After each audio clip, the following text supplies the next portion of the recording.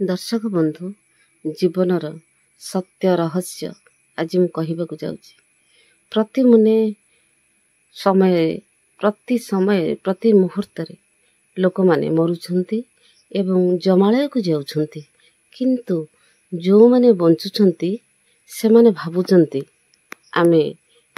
ଆମର ମୃତ୍ୟୁ ନାହିଁ, ଆମେ ବହୁତ ଦିନ ବଞ୍ଚିବୁ। ଏ ହେଉଛି ବଡ଼ ଆଶ୍ଚର୍ଯ୍ୟ କଥା। ମୁଁ ଏଇ ମୃତ୍ୟୁ ବିଷୟରେ ଏକ କାହାଣୀ କହିବାକୁ ଯାଉଛି, ମନ ଦେଇକି ଶୁଣନ୍ତୁ। ମୃତ୍ୟୁ କଥା ଶୁଣିଲେ ସମସ୍ତଙ୍କ ମନରେ ଭୟ ଆସେ ଓ ରହସ୍ୟ ଉଦ୍ଭବ ହୁଏ।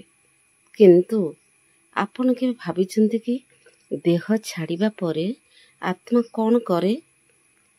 ଆତ୍ମା ଶରୀରରୁ ବିଚ୍ଛିନ୍ନ ହୋଇଯାଏ।